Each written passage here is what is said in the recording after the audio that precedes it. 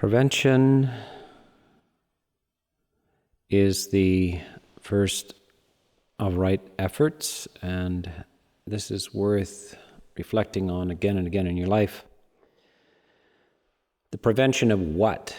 The prevention primarily of the 5 hindrances, the psychic irritants, the self-harassments. These are anger, desire, greed, agitation, heaviness, and problematic doubt. This is what we want to prevent. This idea that you would prevent those things is almost entirely foreign to our culture, the Western culture, and most of the rest of the world as well. The idea that you would actually not live immersed in these things, continuous states of what is expected to be normality these days. So normality, well, not just these days, any day into the past. Normality for the human is to experience these sweeps of harassments and irritabilities that are summarized in the 5 hindrances. That's life. The Buddha is saying something extraordinary. He's saying that it doesn't have to be life. It doesn't have to be this way. This stuff does not occur out in the world. It occurs within the world. Within the world, that is, within your mind. And that's one of the definitions of the world that the Buddha gives. When he talks about the world, he's really not interested in the abstract external universe, the science, the technology of the universe. The only universe that matters to you is the one you experience. And it arises in your experience. The world around you and within you, and both within you and outside of you, is the world that the Buddha is concerned with, and that ultimately concerns you, that which you experience. But we make mistakes, so we attribute so much of what we experience to the outside world. We imagine that it comes to us from the outside world. It doesn't. It rises within us. The world itself, the experiential world, also arises within us as a sight, a sound, a smell, a taste, touch, and an idea, and also the experience of those internally generated, so memories and imagination. That is the world. The Buddha is talking, he's kind of a way ahead of his time. That kind of idea doesn't really come up in the West until the last century or so, that the real, truly important world is the world of being, the existential world, the one that you are directly experiencing, the phenomena of existence. If we can solve the problematic nature that arises in there, then we resolve the issues of the world. You will hear this kind of paradoxical language where when you become peaceful, the world becomes peaceful.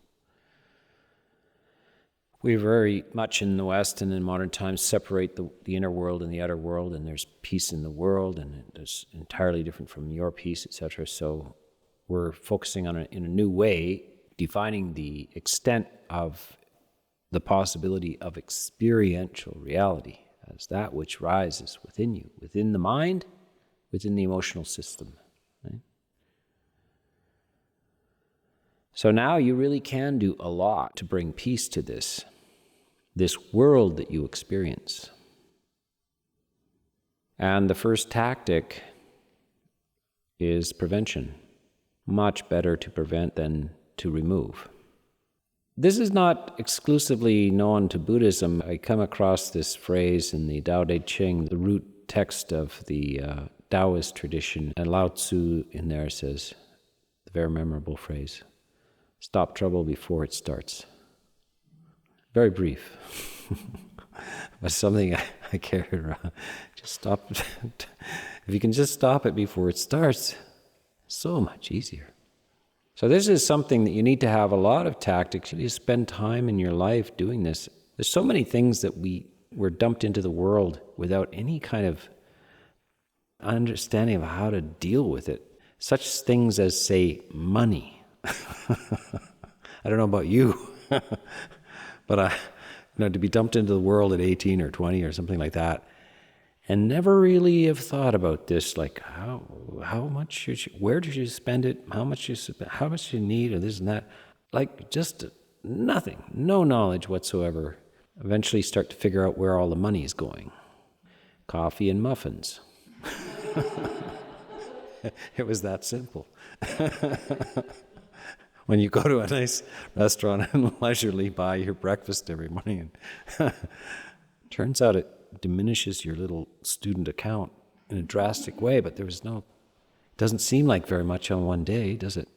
It takes a while to get this knowledge. Even so, building monasteries, etc. My background was as a classical guitarist who had never held a hammer. And thrown into one of the great projects in human history is that to transport Buddhism to the West. And before you do that, you need to build some buildings. Something which you have no idea about or how to do or anything, and you've been living in houses and so forth, of course, since you were born, and buildings and stuff, and you have known nothing about them, nothing. So it's an area of knowledge that you find out about. And one of the greatest tragedy is that people know very, very little about how the mind works, or how the emotional structure works, or what you should do about it. No skills whatsoever. And that is the primary skill. Even if you don't know how buildings work, and you live in a very poor one with rain running through the holes in the ceiling, which you don't have any idea how to fix, which I did for several years. I still was fine because the emotional structure was all right. It always comes first. If you can manage that, there's endless practical arts to be learned in the world. And the Buddha actually even discusses this. He's not just talking about meditation. There's good advice for lay people about how to manage your money and how to manage your relationships, your relationship with your employer or your employees. And this is all covered by the Buddha in very, very beautiful, balanced ways. I could have saved myself a lot of trouble just reading the practical advice. He even has great detailed advice about how to build a building. But the primary knowledge, those are secondary knowledges, and they're actually important, and you do need to know those things. But if you don't know this central one, you can be a great architect or builder of things or economist or successful in all kinds of walks of life, the practical aspects of life, and yet it does not make you happy. You haven't dealt with the structures of the emotions. You see people give up on life who have great reputations, great success, highly admired in many ways by their practical skills or good fortune, etc., but it's not worth living for them. So some of them just check out. They just pull the plug and die. It's very nice to be competent in those things, very good and necessary in some ways to have practical skills in the world, but it's not enough. It's not even the beginning of enough. But if you have the inner skills, then those other skills are very, very distantly less important. So this is the queen of the arts. The inner life is the queen of all the arts. All the other things are mere handmaidens to the queen. I didn't make that up. It used to be said about philosophy. Philosophy was the queen of the arts. All of the others are handmaidens to the queen. But it turns out philosophy is not the queen of the arts. There's a whole history of very unhappy philosophers. Not only weren't very skilled at the emotion structure, they were helpless in the world as well. So it's not the intellect working. The Buddha is not merely a philosopher. He's a humanist. He is one who says, of all things, this is the first, the human heart. That's a kind of a paraphrase of the opening stanza of the Dhammapada. It literally is, mind precedes all things. With your mind you make the world. It is chief, it is the foremost, it is the maker, it is the magician, it is the creator. If you can arrange this in an orderly way, happiness will follow you as your shadow. So this is what his opening statement is, and this is the opening statement in the Four Noble Truths. There is a problem, and the problem is suffering. It's not how far is it to the sun? What's the speed of light? That's not the problem. How much is money in your bank account? That's not the problem. Problem is, how do you feel? Feel okay all the time or not? Does happiness follow you as your shadow, unshakable, or not? Or is there a problem? Is there suffering? You could spend, and many generations have, arguing about what logical structures and various interpretations of the world. The Buddha just cuts to the chase. He doesn't actually defend his position by argument. He says, look, here's the problem. You're suffering unnecessarily. I won't argue with you about it. If you don't want to listen to me, I won't try to convince you. But that's the main issue in life. That's the important thing in life, unnecessary suffering. You can do something about this. Here's some strategies. So he doesn't try to win arguments. He says, I really don't have time, but I think that if you reflect later on, whether you want to win this argument or not, you will, if you're honest with yourself, you will realize it's not good to be unhappy. It's not good. The trick is what brings you happiness, because people, of course, seek happiness. The philosophers have sought happiness and so forth in all kinds of ways. But the Buddha is, here's where the intellect comes in. He cuts right to the source of these things, that the way that people seek happiness is the problem. They seek it in shallow and insufficient ways. It turns out the muffin coffee was not enough.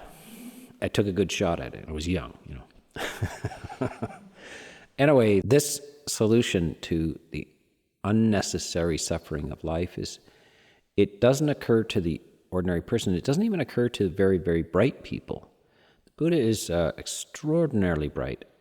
Not only extraordinarily bright, but he has a practical sense too. So that's what we would call wisdom rather than just intellect. There are a lot of amazing thinkers, high IQ people in history that solve and resolve the most amazing issues, but the wisdom factor is the one that says, this is the problem which I will use all of my IQ points to solve. So the Buddha is saying, here's the first priority. Take that thing which is just a general problem solver. Your brain, your mind is a general problem solver. In fact, enjoys solving problems. But there's priorities here. The mind itself can't actually say what the priority is. This is what, like science and philosophy and mathematics and all these things are a history of very, very bright people solving problems. And they just get one problem. Sometimes they create the problem themselves, or they think of the problem themselves, or sometimes other people. So when you go to school, all they do is they give you problems, right? And then you get an A if you solve the problem. But it's just any problem. They don't really discriminate. What is the most important of these problems? Because the intellect can't tell you what the most important problem is. Only the heart can tell you that. The heaviness of the heart is undeniable. When the emotions are tangled, is in trouble, you cannot pretend otherwise. No other problem has that priority. So the Buddha is actually childlike in seeing the most obvious problem, and at the same time brilliant in bringing all of his intelligence to the issue. So this is the suffering nature of life. And the point where you can most address it is in what you can experience about it, where you can see it directly. The actual root of the problem is your own lack of information. You don't have the skills. It's the same as when I was trying to build a building without knowing anything about it. How do you even start?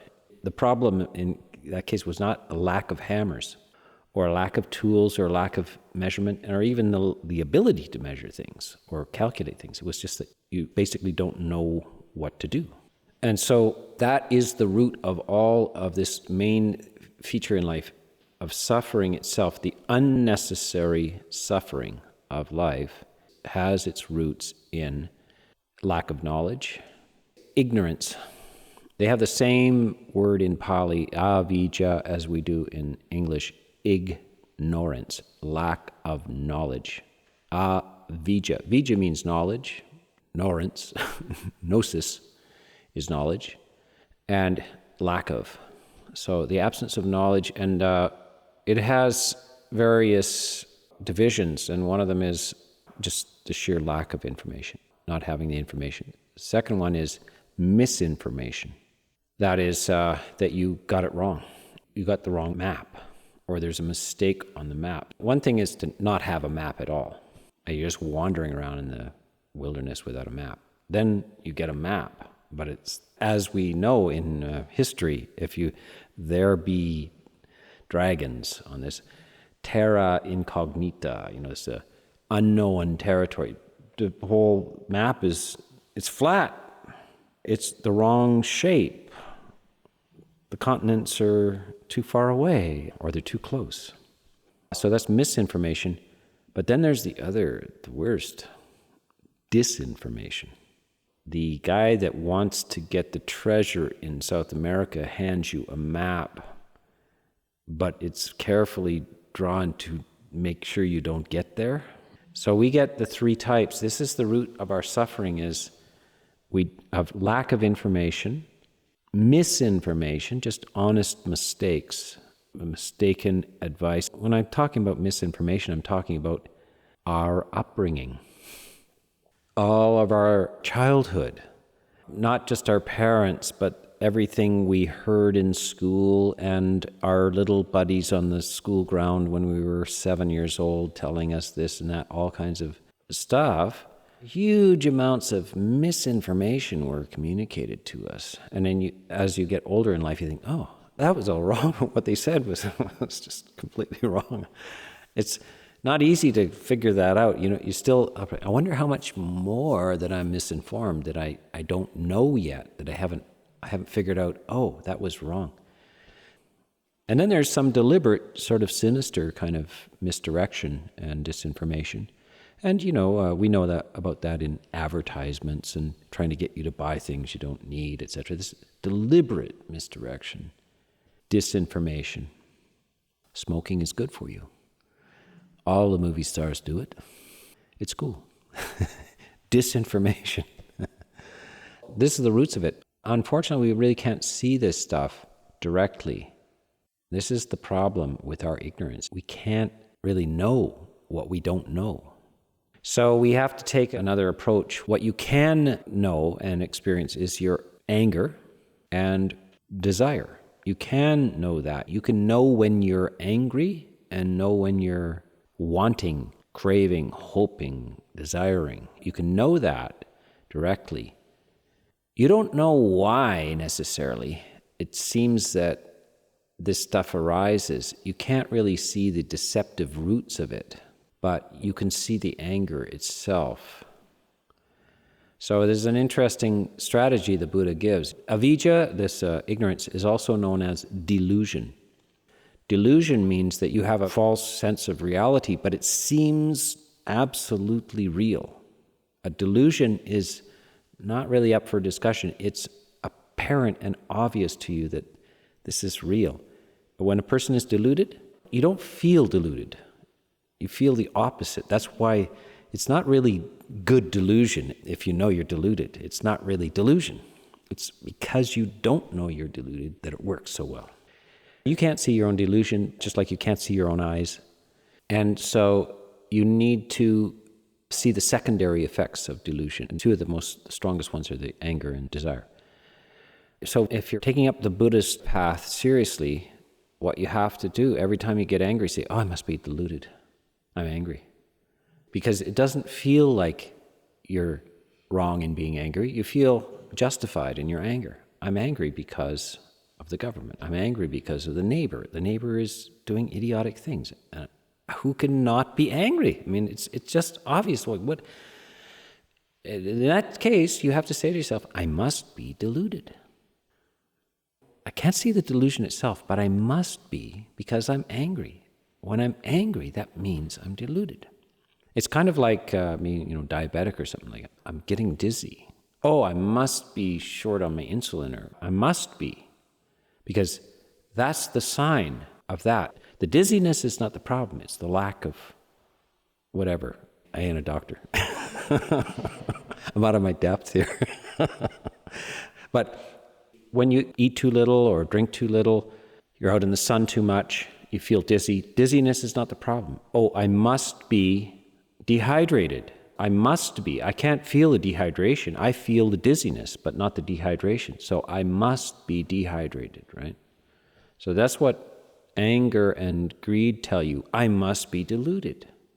So that's your faith that a wise person wouldn't be. A really wise person wouldn't be angry now. Interesting.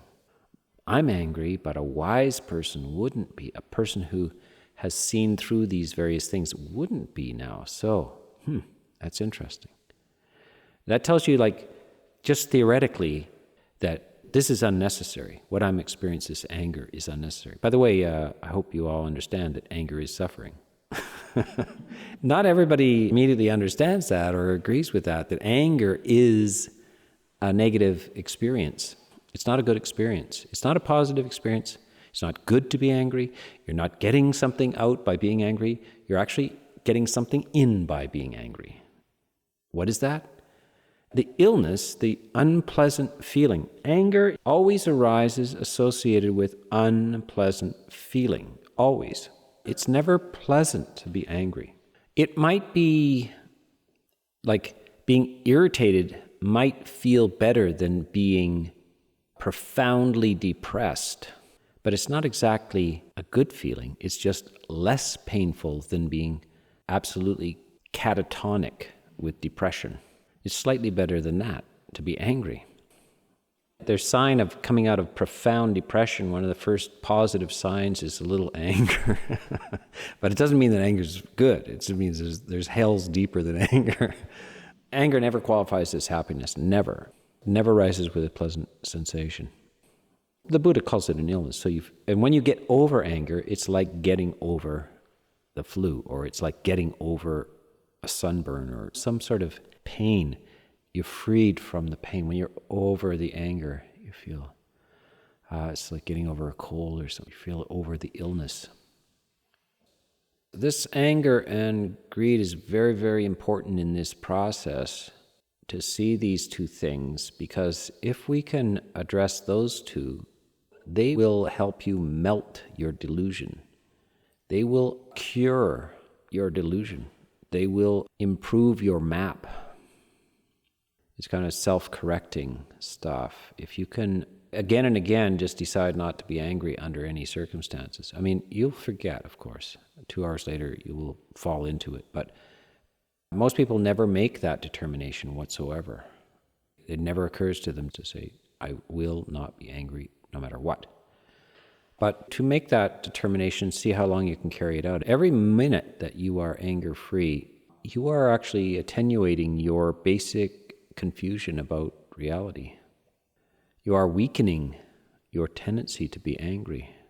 And the kind of false reasoning that goes into making you angry, that is being weakened.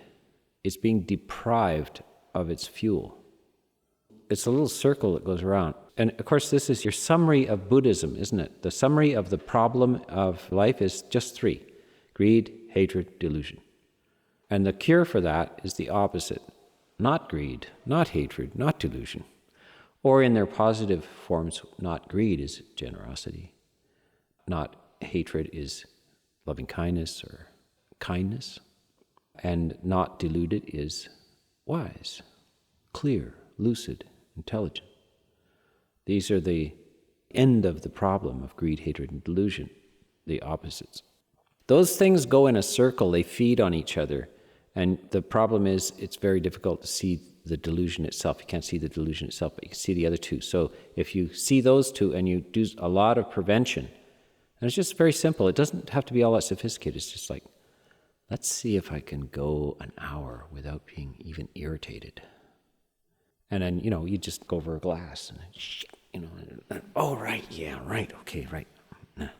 And you just stub your toe and you just feel the entire universe is out to get you. Like, what? Why me?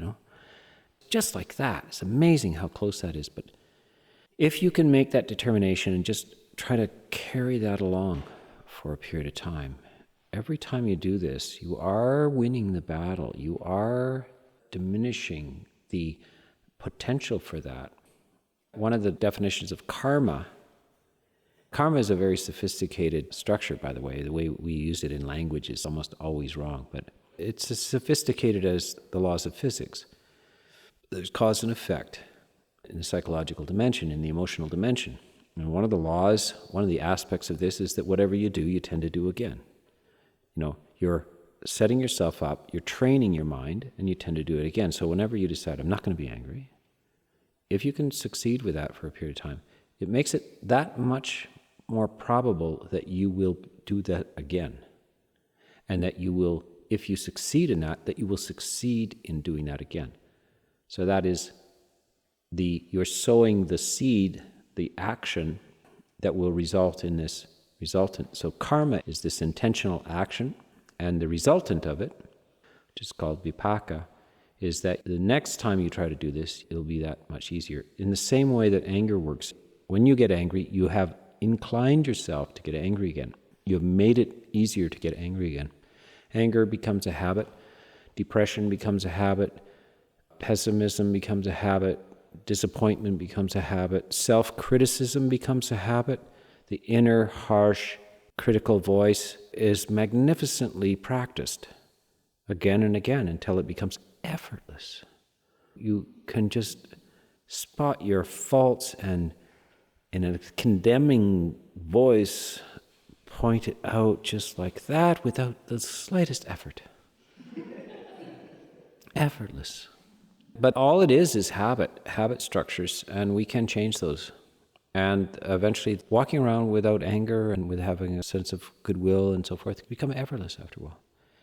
It's by repetition that the mind just learns and reforms and retrains itself. The Buddha always refers to all of his teachings as trainings. This is a training structure, a path of training. There's a lot of repetition in this. Some of it seems very, it's kind of the idea of meditation, kind of mystical thing, but it's actually very systematic, just training. It's craft, actually. It's closer to a sport than an idea.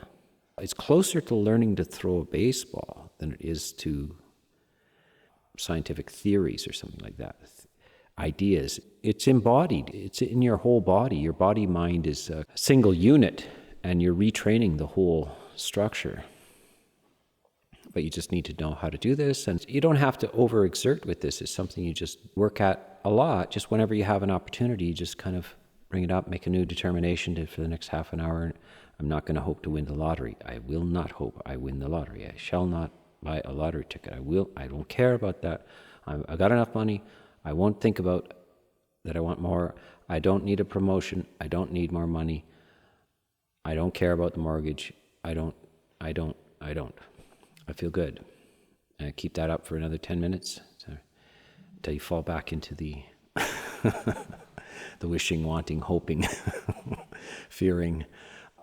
This is how you retrain yourself.